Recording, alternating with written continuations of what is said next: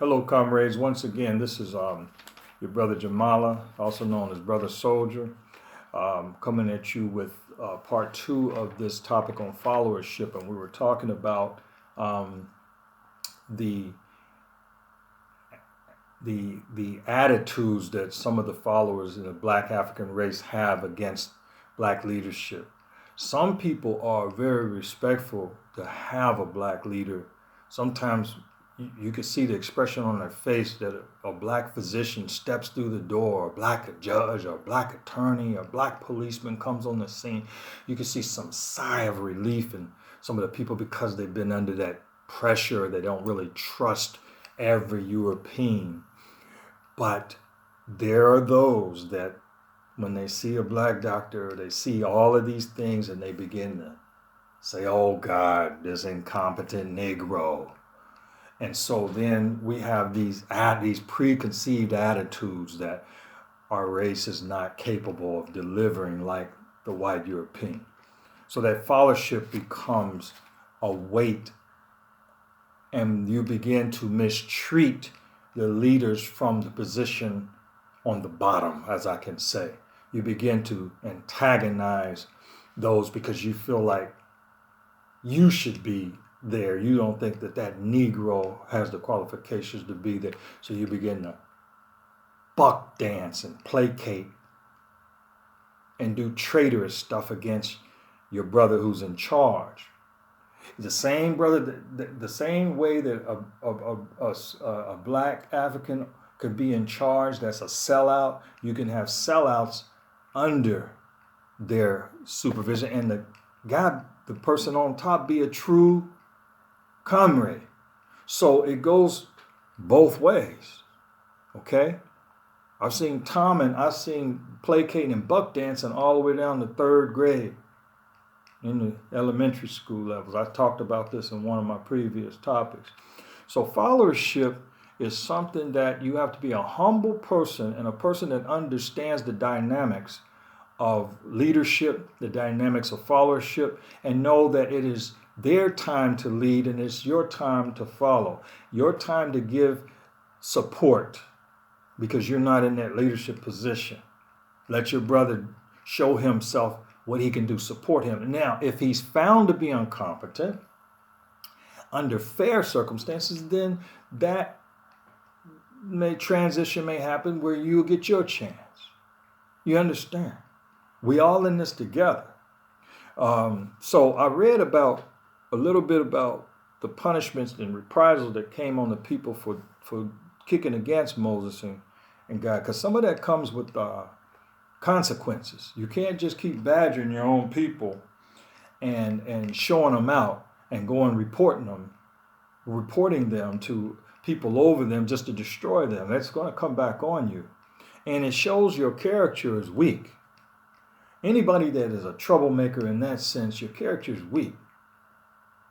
Now, if you're the kind of person that tries to correct those type of things, you're what you call a trouble breaker. But sometimes the authority that is prejudiced or racist, that wants to see you in a subservient position, they'll support those kind of Black Africans that go against you. They'll support them. They'll back them up to subdue you, who's the true leader. So anyway, these are some dynamics that go on awful in the continent of Africa.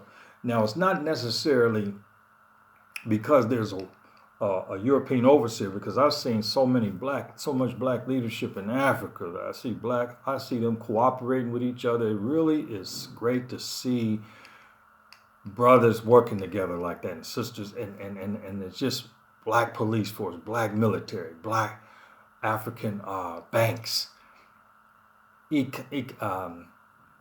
economists. We have Black just leadership all across the board, and I enjoy watching that. But there are some cases when they're puppets that appeal to foreign powers that have no good interest in the country, and these puppets follow them. That's that bad side. We've talked a little bit about that in the past. So let's move on with this followership thing. So the people talking about maybe God should have killed him, and we know that that's not the right thing to do. Most of those Negroes or those Hebrews or those children of Israel should have kept their mouth shut. If you can't say anything good, keep your mouth shut, because you don't know the circumstances of what the leader and what those people are going through trying to save your black African behind. They're putting themselves out. He's putting his life on the line, bringing them out from under that army and everything. And you're going to speak against this guy. It's just a sick slave mentality. And we need to check those kind of people within our communities, because that stuff needs to stop. Back in the past, in the United States, there was a group of people called the Black Panther Party for self-defense. And they came out and did a lot of good things as far as policing, making sure people were not mistreated beyond the books of the law, and make sure that the police were carrying out their duties as civilians. They were watching and observing. And some of the police officers got very offended, talking about gold. But see, if you're doing right, let the people observe. And that party was like a vanguard to to speak on the ills and the injustices that go on against the civilians. So they were doing what they knew as young men and women at the time. And so we still have blacks in the community criticizing those people who put themselves out there on the line. They won't get out there and do it themselves, but these people put themselves on the line. Me personally, never been joined any of those groups, but I always I understood that they were taking a high risk, and I would look and say, go ahead, my brother, because at that time I wasn't doing that. But I'm not going to sit up and beat down on the brother and say stuff against him because he's taking a stand. He's taking a stand. Let him take his stand. Let her take her stand, because they're going to get some kickback from that anyway. Why would you add to it as a Negro placater? Why would you just compound that situation just to show your masters that you're loyal to them and you're not one of him? Just keep your mouth shut and just stay out of their business. They the one that you might pray for them. You might give them in private a pat on the back and say, brother, just be careful or something. But just keep your mouth shut, because the brother's subject to turn on you. Then you become a part of the problem. So you can't just go open your mouth against every leader out there. There's a bunch of brothers even on YouTube right now. And I'm not mentioning none of their names because I don't want no beef. But I'm saying I'm not mentioning names because they out there trying to fight. If brother's trying to fight, I let that brother alone. Let him go on and do what he has to do. Let her go on and do what she has to do. That followership, that's what you call cooperation. Now, you may not 100% agree with everything, just like people out here don't necessarily agree with Brother Soldier about everything, but they're out there. So you give them that, at least that respect. So this is going on. That you have that group, and then you had Garvey. They criticized Garvey. That people love Garvey, but Marcus Garvey, they were criticizing him, even up to the point of getting that man deported from the U.S. He spent some time in prison, and it was Negroes, so-called elite Negroes, that got together. And I will say one of them was W.B. Du Bois, which came to the conclusion that Garvey was right after so many years down the road, and even left the U.S. and went to the continent and lived. Look it up. It's pitiful. I've seen his grave in Africa, and it's just how you just beat that brother down like that. So all he had to do was get in line. Everybody wants to be the top Negro leading. I see brothers going at each other on YouTube about who's going to be the people going to follow. People going to choose who they want to choose. They're going to choose you because they like your leadership. They're going to choose you because they love your courage. They're going to choose you because you follow God and you have leadership. They're going to break off, but we all still trying to get liberated. So we're all part of this coalition, if I may use that word, trying to move forward. So these are just examples. One time I worked in a prison for a very short while, and it was a prison, maximum security prison for young men, up to 21 years of age. And I felt like I was the best man for the job, and that I could get in there and be compassionate and help these brothers out. And even one of the guards there said, "You better be blessed why he's here." They were talking about me. He cares about y'all, so y'all better treat him right. I was what you call one of those psychiatric counselors. And so that he couldn't have said it any better. The guard couldn't have said that any better. And I was there for them guys. And those guys kicked against, when I first got in there, they kicked against me with everything. And they were trying me. They were testing me, see if I could be loyal. And I passed the test eventually. But it was the administration, the wicked people in the staff, that is why I left that position. I didn't leave because of the inmates. I left because of that staff. And I could take so much. They were just sabotaging. They were sabotaging. I was speaking out against some of the things that they were doing.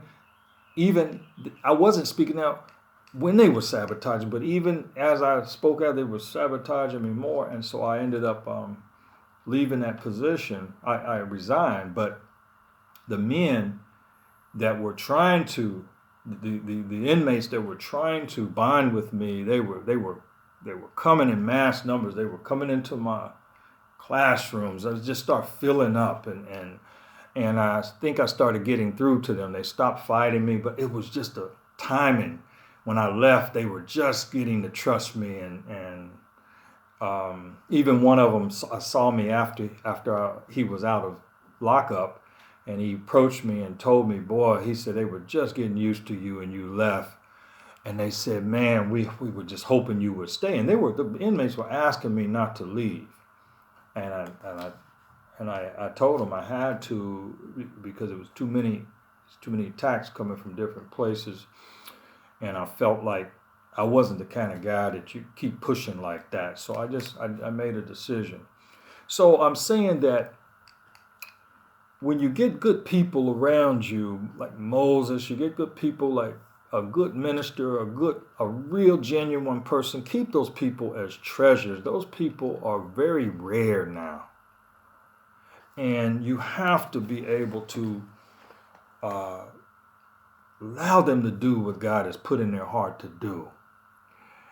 I'm going to go to part 3 of this, and then I'll finish. But I have to bring some of these examples in just to make it a little more personable for you. And I think you're getting the message overall. But let's say if you was in a car and you were stranded, and somebody just came by and helped you. It could have been a relative, it could have been a stranger, but they just came by and helped you, and they got you in their car. They took you to get some gas.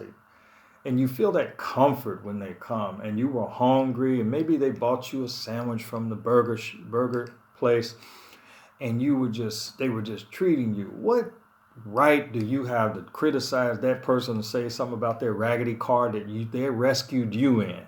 Say something about the hamburger, when you wanted chicken. You're in no position to complain. You be grateful for what they're doing. They're taking their time to help you. And I see a lot of people in the Black African race, and I'm sure it's in any other race, but here in our people, it's like you complain. A good man come into your life, a good woman come into your life, you still complain about that person, and none of these other people out here been doing anything for you, and you just hateful as you can be. And these are the things that go along followership. Why would you kick against people that are feeding you, people that are helping you? So sometimes we are our own worst enemy. We work against our own people, our own self. We feed off of each other when we should be helping each other. So I'm going to close here with this part 2, and we're going to hopefully go to the last part of this on Followership Part 3. Peace, love, and God bless.